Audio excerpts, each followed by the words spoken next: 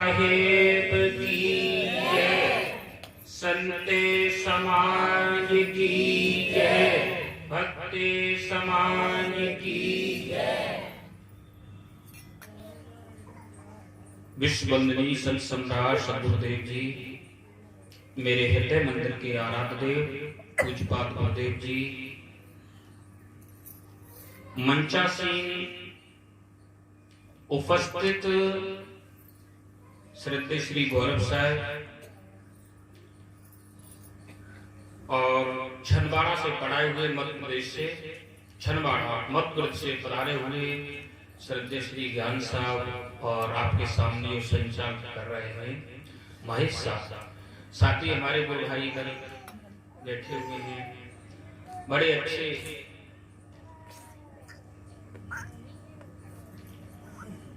करवेंद्र साहब और भी मंचासीन हमारे जो भी श्रद्धेय संत, इनका बहुत बड़ा उपकार है और इनके उपकार के बारे में कहना चाहूं तो शब्दों में नहीं बन सकता। कहते हैं कि पृथ्वी का कागज करूं और कलम करूं बनरार, समुद्र की स्याही करूं पर गुरुगुण लिखा न जाए। ये सभी श्रद्धेय संत पूजनीय और आदरणीय हैं। साथ ही साथ मैं सदगुरु शांति साहब को याद करते तो ये बड़ा सुंदर भाव आता है हृदय में कि ऐसे त्यागी वैरागवान सदगुरु हमारे आपके बीच में उपस्थित हुए, विराजमान हुए, बड़े अच्छे निराले सदगुरु संत केड़े होते हैं, कड़े होते हैं, त्यागी जो होते हैं उनके अंदर भाव कड़ापन का होता है। शब्दों में बेशक कुछ भी कड़े शब्द कह दिए हैं, कह देते होंगे, हमको कहते थे, सबको कह देते थे, और अंदर में दया भाव, प्रेम प्यार, करुणा भाव, अवस्था संतों का एक रूप ऐसे होता है। दया का और करुणा का ये श्रद्धेय संतों का रूप ही हुआ करता है। तो उनको याद करते हैं कि साहब यदि आप नहीं हैं उपस्थित होते शांति में नहीं तो जिस श्रद्धेय संत महात्माओं के आप लोग दर्शन नहीं कर सकते थे जो आज उपस्थित है। दूर दराज से इतने दूर दराज से संत श्रद्धेय संत जो आते हैं आपके बीच में, ये आपको कहां मिलते हैं? इनके दर्शन करने के लिए आप कहां भटकते, कहां जाते? तो सौभाग्य है हमारा आपका सबका श्रद्धेय शांति साहब इस नगरी में उपस्थित हुए, विराजमान हुए। उनकी कृपा छत्र छाया में आज हमारे विवेकी वैरागवान श्रद्धेय संत गुरुजन आपके सामने विराजमान हैं, उपस्थित हैं। आज ये जीवन हम आपको मिला है बंधुओं, ये जीवन बड़ा सराहनीय है। चार प्राणियों के प्राणी हैं, उनमें सर्वश्रेष्ठ प्राणी मनुष्य जीवन है। ये मनुष्य जीवन आज हमें जो प्राप्त है, उपलब्ध है, ये बड़ी सौभाग्य की बात है। ये मनुष्य जीवन से कितने लोग हाथ धो बैठे और धो रहे हैं, कुछ पता नहीं। ये 2 साल के बीच में आंधी भूंडर तूफान इतने जबरदस्त भयंकर आए कि पके फल तो आंधी तूफान में गिरते ही गिरते हैं, बंधुओं कच्चे भी गिर गए, और कच्चे कितने गिरे हैं गिनती नहीं है, और कुछ तो ऐसे गिर गए हैं कि जो ज्यादा बढ़ भी नहीं पाए। पैदा हो करके ही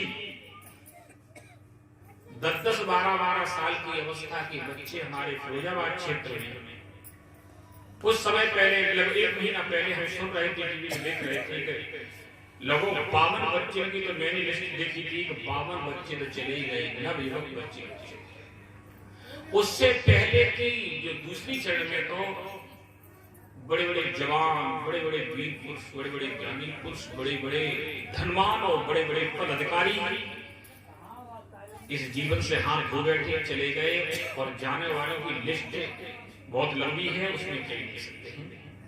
बंधुओं, आज हम सब आप बचा बचाया जो कुछ है समय, हम सब सौभाग्यशाली हैं। इस जीवन का परम लाभ लें, ये जीवन में परम शांति की अनुभूति। ये मनुष्य जीवन ही एक ऐसा जीवन है, कहना चाहिए कि स्वर्ग में जाओ चाहे नरक में जाओ, चाहे आप मुक्ति को प्राप्त करो, इन तीनों की उपलब्धि में ये मनुष्य जीवन ऐसे मान लो जीना का काम करता है, सिद्धि का काम करता है। यही जीवन ऐसा है इसमें आप चाहे नरक में चले जाओ, चाहे स्वर्ग में चले जाओ, चाहे मतलब कल्याण और मुक्ति प्राप्त करो। अब ये आपके हाथ में है, पर ये आपके हाथ में होने के बावजूद भी श्रद्धेय संतों के संग की आवश्यकता है, श्रद्धेय संतों के संग ज्ञान के सत्संग की आवश्यकता है, क्योंकि बिना सत्संग के संभव नहीं। सबके पास रखा हुआ गुप्त खजाना, पर उसको दर्शाने वाले विवेकी पार श्रद्धेय संत हैं। इसके बिना तो संभव नहीं। सत्संग में ही सद्गुरु संतों का ये पवित्र निर्मल ज्ञान हम आप सबको उपलब्ध होता है। बिना सत्संग के, बिना श्रद्धेय सद्गुरु संतों के ज्ञान नहीं मिल सकता है।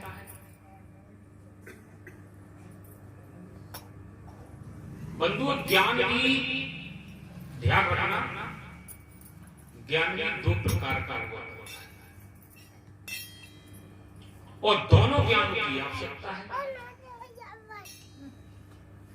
जिसमें एक ज्ञान है भौतिक और दूसरा ज्ञान है आध्यात्मिक, और दोनों ज्ञान सच्चे ढंग से इस श्रद्धेय विवेकी पारकी संतों के सत्संग में हमें उपलब्ध है।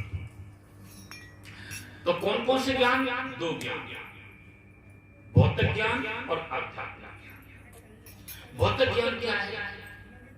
भौतिक ज्ञान है बस जिंदगी में रोजी रोटी की उपलब्धि। क्या भौतिक ज्ञान है? कि जिंदगी जीने के लिए दो रोटियों की, वस्त्र की और जीवन को ढकने के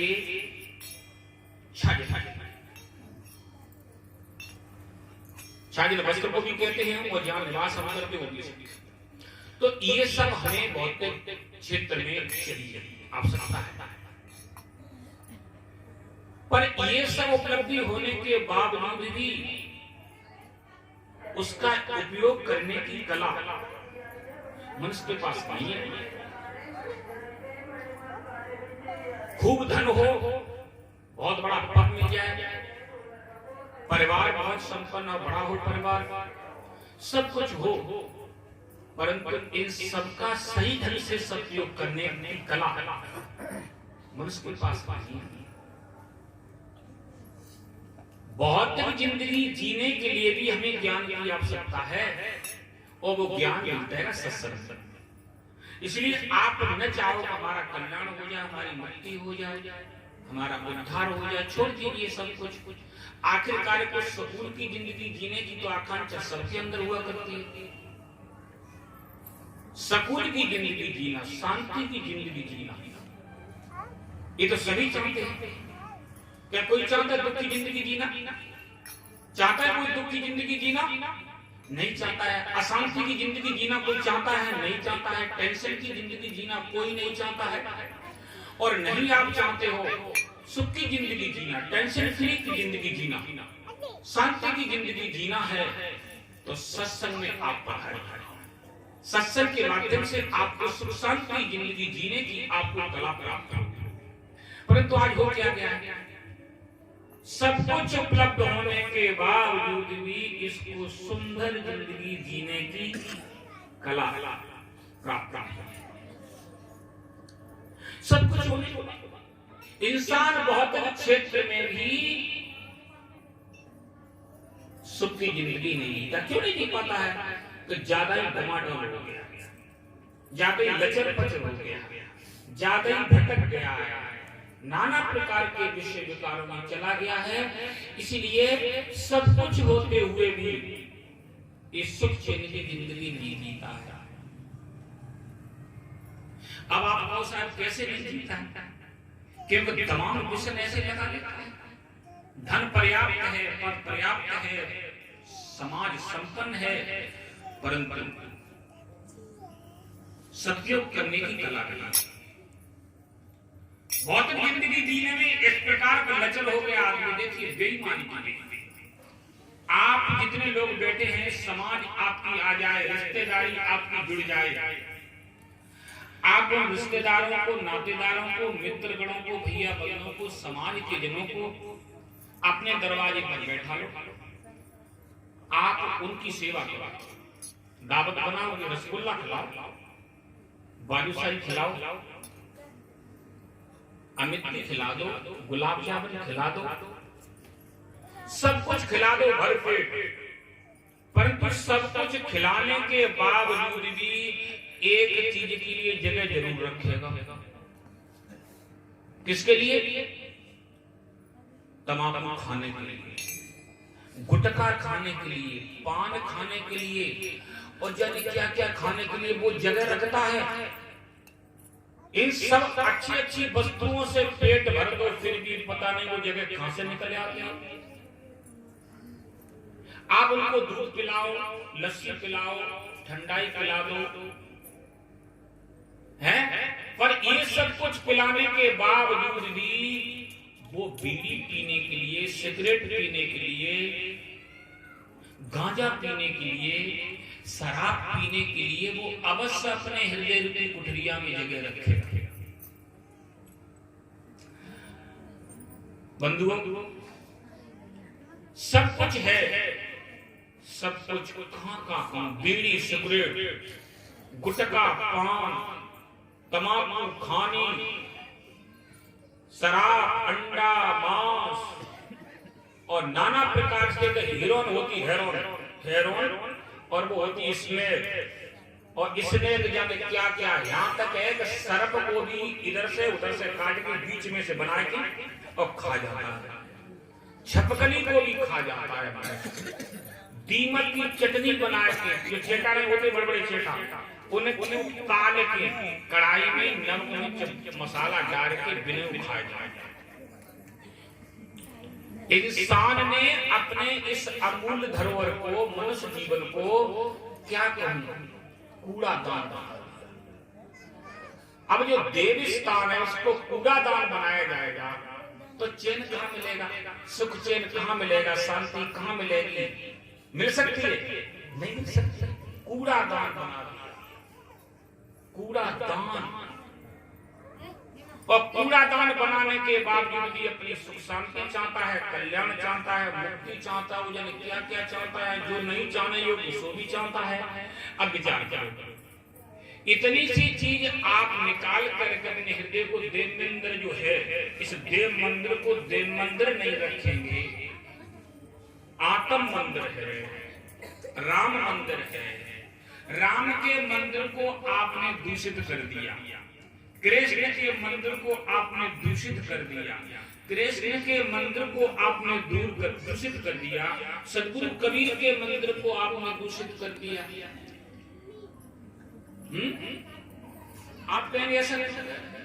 गोस्वामी तुलसीदास कहते हैं, घट में है सूजत नहीं, नानक ऐसे जिन। ये चौपाई दूसरे क्षेत्र में जारी पर बता देता हूं, एक उदाहरण दे रहे, घट में बताया है। घट में है सूजत नहीं, नानक ऐसे जिन, और तुलसी जा संसार को भयो मोतिया। और भगवान कृष्ण जी क्या कहते, यश तो आत्मरति, यश तो कहते ये आत्मा, वो कहां निवास करती है? हृदय में निवास करती है। भगवान कृष्ण इसमें निवास करते हैं। कृष्ण कौन है? आत्मा ही कृष्ण है। और लगा के हिंदू धर्म के लोग बोले सनातन धर्म कीजिए। और भगवान कृष्ण अर्जुन से कह रहे, हे अर्जुन, तू सनातन, ये सनातन, वो सनातन, मैं सनातन, सब सनातन। सनातन का मतलब होता है जो सदैव का हुआ करता है, सदैव का, अनाद का है, वो सबके हृदय में बैठा हुआ, वही सनातन। अब उन्होंने इस घट में ही सनातन को बता दिया। गोस्वामी तुलसीदास घट में कह रहे हैं और सदगुरु कबीर देव तो हृदय बसे राम न जाना, कहे कबीर खोजे आसमान। ये राम कहाँ बस रहे हैं? हृदय में बस रहे हैं। बंधुओं, जिस मंदिर में राम की मूर्ति रखी हुई है, जिस मंदिर में कृष्ण की मूर्ति रखी हुई है, जिस मंदिर में हनुमान की मूर्ति रखी हुई है और जिस मंदिर में कबीर की मूर्ति रखी हुई है, इन सभी मंदिरों में जो मूर्ति रखी हुई है, उस मंदिर में यदि कोई गंदगी फैला दे, कोई कूड़ा पटक दे, कोई हड्डियां फेंक दे, कोई मांस डाल दे, कोई शराब की बोतल फोड़ दे, और यहाँ तक है गुटखा पटकन की, सिगरेट, बीड़ी का कचरा, जो ऊपर का ढक्कन होता है ना, सिगरेट का ढक्कन है, बीड़ी का ढक्कन है, पान थूक दे कोई या बोतल फोड़ दे कोई, तो कौन से पुजारी को अच्छा लगेगा? लगेगा किसी को अच्छा? नहीं लग सकता है। तो वो मंदिर जिसमें मूर्ति विराजमान है, लोग पूजा करते, आरती वंदना करते, हम तो रोज देखते हैं। यही शांति नगर में माता जी का मंदिर है, पीछे ढेर सारी पुजारी पूजा करने जाते हैं, पर सर्व नाम की चीज नहीं। कहेंगे क्यों? उसमें इतना कचरा पड़ा हुआ है कि आप क्या कहते हैं? भले आदमी हो, जिसको इष्ट मानते हो, मैया जी मानते हो, माता राम कहते हो, कोई देवता कहते हो, आप तो अपने घर में रोज पोछा लगाते हो, पर उस माता जी के मंदिर में देख, मैं तो कल ही देख रहा था, इतना कचरा, इतना कूड़ा, धिक्कार है तुम्हारे लिए। इससे ही पता पड़ जाता है तुम कैसी डिग्री के लोग यहाँ बस रहे हो, तुम कैसे विचार के लोग यहाँ बस रहे, कैसी तुम्हारी बुद्धि है कि जहाँ तुम माता जी परमात्मा अपना पूजा करने जा रहे हो, वहाँ पर इतनी गंदगी पड़ी, कोई झाड़ू लगाने वाला नहीं, उसी गंदगी में घुसे चले जा रहे, पूजा करे आ रहे। तुम्हारा मन कैसे प्रसन्न होता है? अपने घर में आप रोज झाड़ू लगाते हैं, रोज पोछा लगाते हैं, रोज हर प्रकार से जन क्या क्या खींचते हैं सुगंधित, और उस माता जी के मंदिर में नहीं होना चाहिए। ऐसा नहीं होना चाहिए। मैं किसी का अवहेलना नहीं करना चाहता हूँ, मैं सबका सम्मान करना चाहता हूँ, सबका आदर करना चाहता हूँ। क्यों?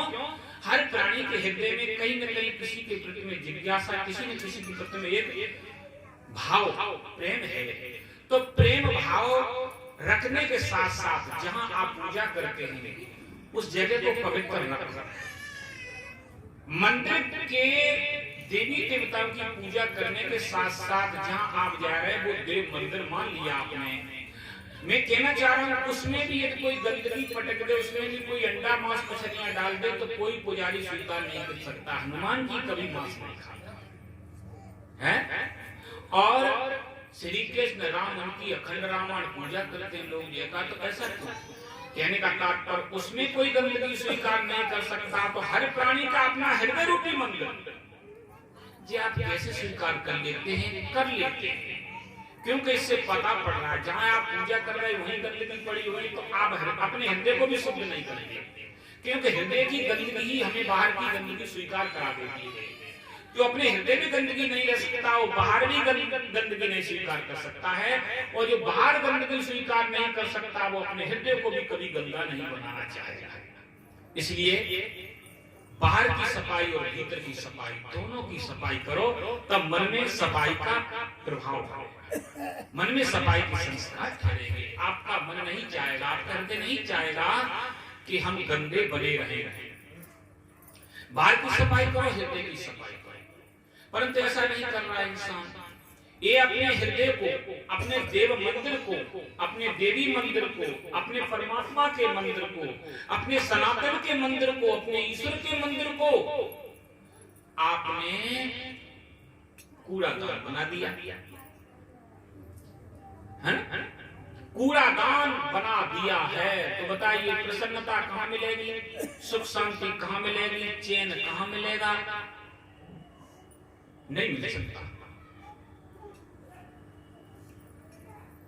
अब आप कहेंगे ऐसा क्यों? बिल्कुल ईश्वर परमात्मा ब्रह्म ऋषि रूप में विराजमान है और वो घट में निवास कर रहे हैं, सबके हृदय में निवास कर रहे हैं।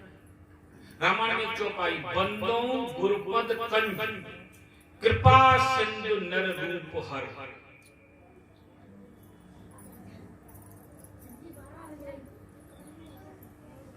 बंदो गुरुपद कंज कृपा सिंधु नर रूप हर। महामोतम कुंज जासु बचन रग कर।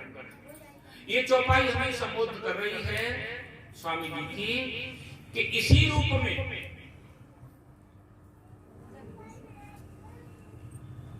हरि परमात्मा ईश्वर इसी रूप में यही घट है इसमें, और यही घट में ही जागृति होती है।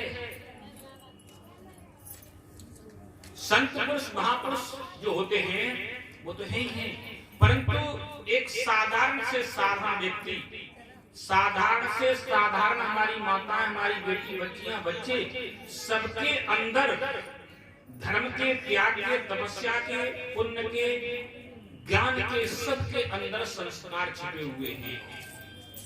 जन्म जन्मांतरों से इंसान करता आया है अच्छे कर्म, और वो अच्छे कर्मों के संस्कार छिपे हुए हैं, दबे हुए हैं। उन संस्कारों को जगाना है और अपने जीवन में शुभ संस्कार जब जगाने की बारी आती है, और जगाने की एक जगह है और जगाने के केंद्र हैं, तो वो श्रद्धेय सद्गुरु संतों का सानिध्य, वो सत्संग स्थल है।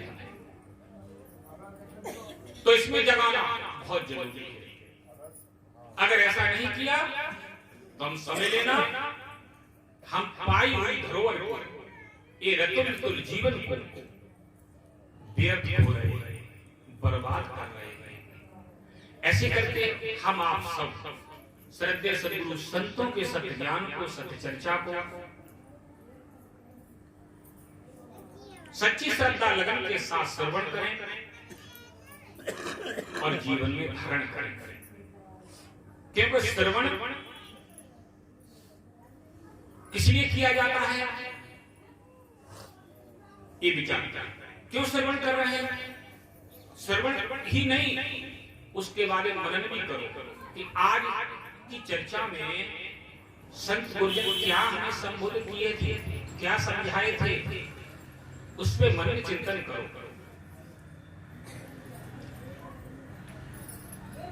और फिर मनन चिंतन के साथ साथ निध्यासन अनुसरण करो, जीवन में धारण करो।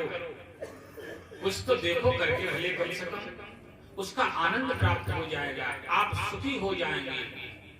और आप ही सुखी नहीं, आपके सुखी होने के साथ साथ आपका परिवार सुखी हो जाएगा, आपकी फैमिली सुखी हो जाएगी। आपके सुखी होते ही आपकी पत्नी सुखी, जो आप पे निरंतर दुखी रहती है, आपसे निरंतर दुखी रहती है। आपके सुखी होते ही आपकी पत्नी सुखी, और आप दोनों की सुख शांति को देखते हुए आपकी संतान भी सुखी हो जाएगी। आप माता पिता हैं और माता पिता गुरु रूप हुआ करते हैं, तो स्वयं माता पिता को चाहिए अपने पद को पहचानना चाहिए कि अपने स्वयं सुख शांति प्राप्त करने के कर्तव्य करें, उसका सामना और अपने दोनों के बीच में अपनी फैमिली को, अपने बच्चे और बच्चों को भी सुख शांति का पाठ पढ़ाएं, उनके अंदर अच्छे संस्कार आने वाले। तो आप धन्यवाद के पात्र हैं, आप पूजा के पात्र हैं, आदर के पात्र हैं। वो संतान आपका आदर करेगी, आपकी पूजा करेगी, आपका सम्मान करेगी। हमारे माता पिता बड़े देवता थे, बड़े सज्जन पुरुष थे, बड़े धर्मात्मा थे। उन्होंने अपने जीवन में पवित्र जीवन जिंदगी जिए और अपनी पवित्र जिंदगी जीने के साथ साथ हमको भी पवित्रता का पाठ पढ़ाया। मैं धन्यवाद देता हूँ अपने माँ बाप को, अपने माँ बाप रूपी गुरु को, जो उन्होंने हमें अच्छे संस्कार दिए, पढ़ाए लिखाए, अच्छे खाद्य पदार्थ हमें ग्रहण कराए और अच्छी शिक्षा दिलाए।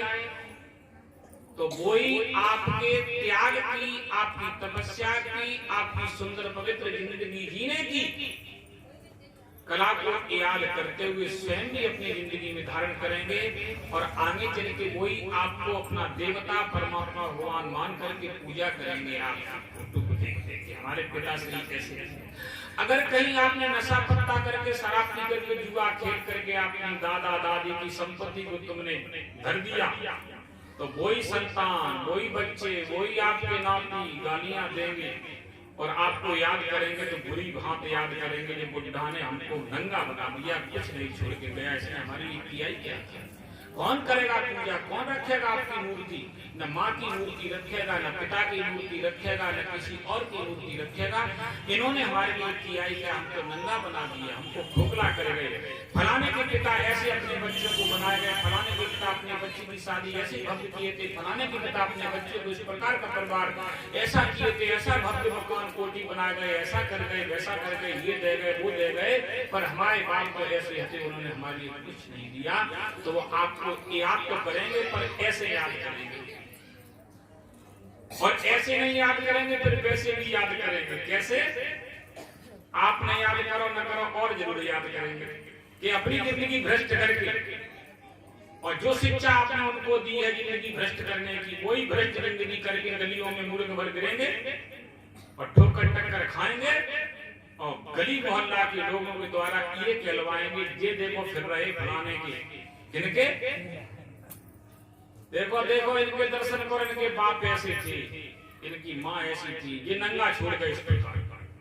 तो पिता को भी गाली दिलवा देंगे, अपनी माँ को गाली दिलवा देंगे, और स्वयं तो गाली खाई रहेगी, तो उसमें शर्म नाम की चीजें नहीं।